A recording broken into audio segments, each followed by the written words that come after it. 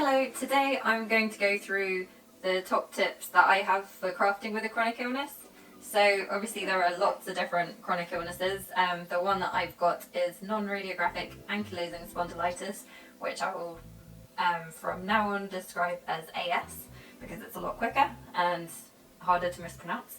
So with AS, it's an autoimmune disease. It's also a form of arthritis. It's essentially where your body's attacking your spine, which in the end results in the vertebra in your spine fusing. So as a result, there's a lot of chronic pain involved, not just in the spine, it can affect other periphery joints, including your iris, which I think I've mentioned briefly in a previous video. So the main issue that I have is that I get extreme fatigue, but I do have to monitor so that I don't get bad pain symptoms as well. So anyway, these tips are what I personally find useful. Obviously, anyone who has a chronic illness or anyone who's dealing with an illness at the time, it's obviously trial and error to find out what works for you. These are just the things that I've personally found useful and I thought I would share. Right, so I'm going to go through 6 different points. So the first one is to do your physio exercises. So this doesn't sound very craft based, but I do feel like it's strongly linked to my productivity, how productive I am with my crafts.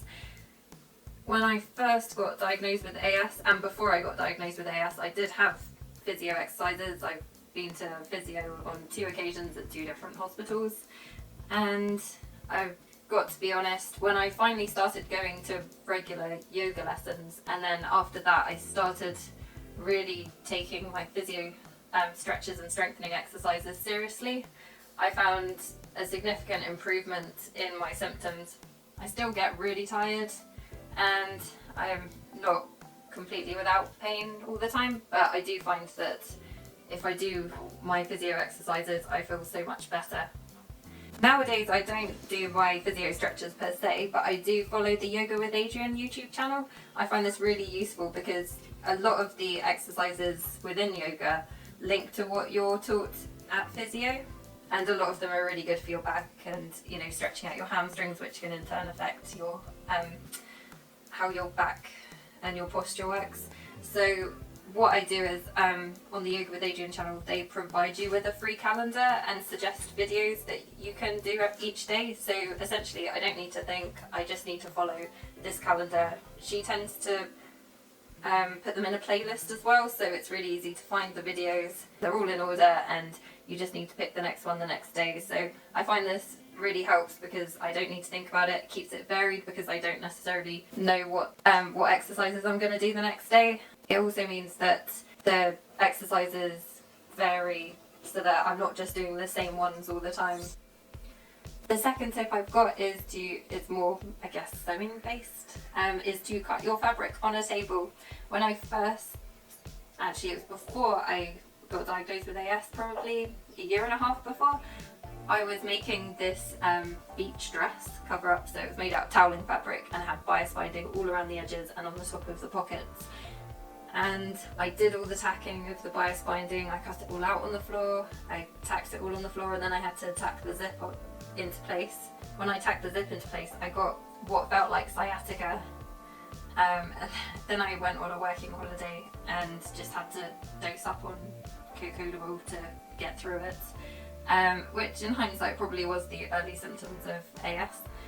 But since then I found that my tolerance to cutting on the floor was a lot shorter, so I couldn't spend prolonged periods cutting out on the floor at a weird angle. So I started using a table to cut out fabric, which I'd been put off with it before just because I felt that you'd be limited by the size of the table, and that's, it might be harder in some way because at least on the floor, you can lay it all out theoretically, depending on how much floor space you've got. But this isn't the case. There's lots of good techniques that you can apply, to make sure that, say if you're using a stretch fabric, that you put a chair there so that it doesn't, any overhang doesn't just stretch and distort the fabric out of shape.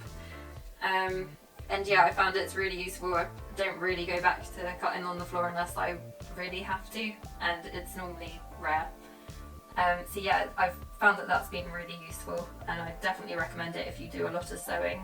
even if you have to, you know, clear the dining room table briefly to use that in between meals or something like that. Okay, my third tip is to commit to 15 minutes of crafting a day. So as I mentioned, fatigue's a big issue with AS, and as a result I find that this affects my motivation to pursue and complete projects.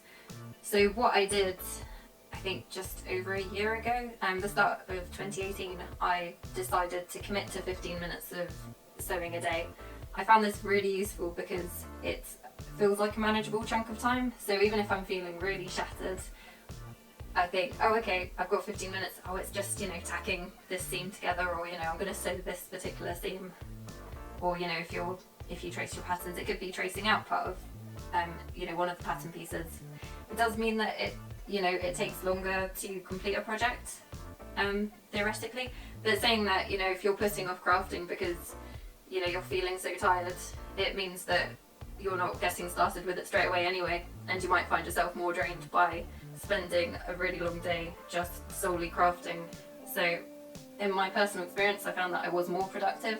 I actually got some projects off the ground and completed, and yeah, just I guess it's a bit more energizing in one respect, especially if you restrict yourself to that 15 minutes, because then it kind of inspires you because you want to do more. But if you go, nope, that's all I'm doing, you look forward to the next chunk the next day.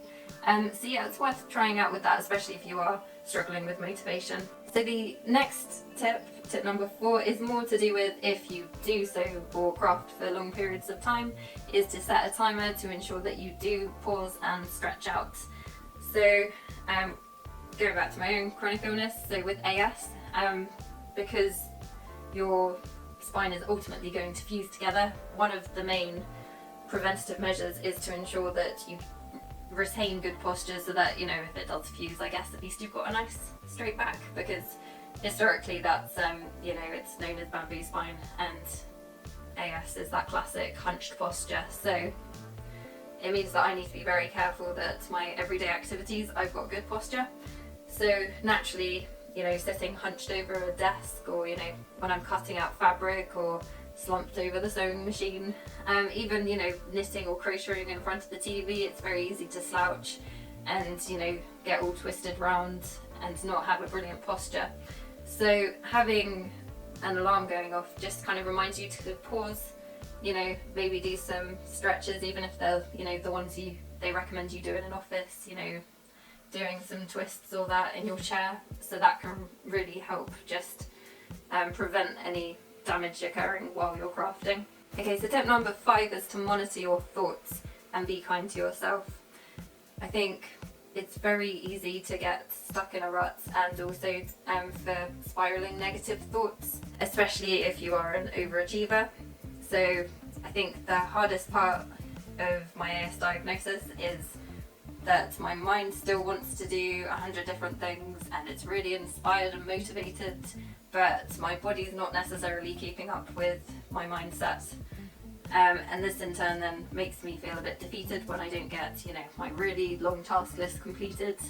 So I mean, realistically, this is good advice for anyone, not just someone with chronic pain or chronic illness. But it is worth noticing those thoughts, because they're not going to help you craft in the long run. It's going to make you think, oh well, there's no point me doing it, because, you know, I can only achieve, you know, X amount. I want to achieve twice as much in that time, but, you know, you can only do what you can at that particular point, and treating yourself harshly with the way you're talking to yourself internally is not going to help that. So yeah, just be kind to yourself, treat yourself like you would a friend, as they say, and even just observing those negative thoughts can really help you, you know, take a step back and notice what you're doing. This probably isn't a problem for everyone, but I certainly find that, you know, I want to do more than I can, and then I'm annoyed at myself, but there's not a lot I can do about it, and it's best just to, you know, look after yourself. Okay, the final point, I feel like I read somewhere once when I was trying to look at ways to deal with crashes, or I like to say flops, that happen. So with the fatigue, sometimes I just have a complete crash, and this normally is when I'm kind of sprawled out on the sofa I've just flopped. My partner normally ends up making me lots of drinks and I just can't do anything. So a good idea is to have some sort of, I don't know, coping station, if that makes sense. So what I've got is at the moment I've got my knitting here, so it means that if I do flop, normally I might be able to do a couple of rows of knitting. So this is the sleeve of a cardigan I'm making at the moment, which I started at the beginning of the year, so it's taking a while. Yeah, and anything else you need, perhaps, you know, your medication if you take it then. Any other things that will provide you with comfort, perhaps, you know, heat pads so you can apply it to anywhere you've got pain. The remote control so that you can watch something. But yeah, I do find that even having a bit of craft materials here, you know, you could have a bit of hand embroidery. It might be that you can't face going up to the sewing machine because you feel shattered, but it might be that you can, you know, do a few bits of hand embroidery, or you can crochet, you know, a couple of rounds. Even, you know, have a book here just so you can read in that, because, you know, unfortunately these crashes do happen, but it's good to plan for them so that you don't feel as bad when they do happen, because you can think, hey, I was ready for this, and then you can just accept the crash, and then hopefully it won't take as long to recover from it. Okay, so that's all the tips I've got to provide for now. So I hope this is of use to some of you. Like I say, I do find them useful personally. I might not follow them all the time, but I do have these strategies there in place if I do need them. Thanks for watching, and see you soon.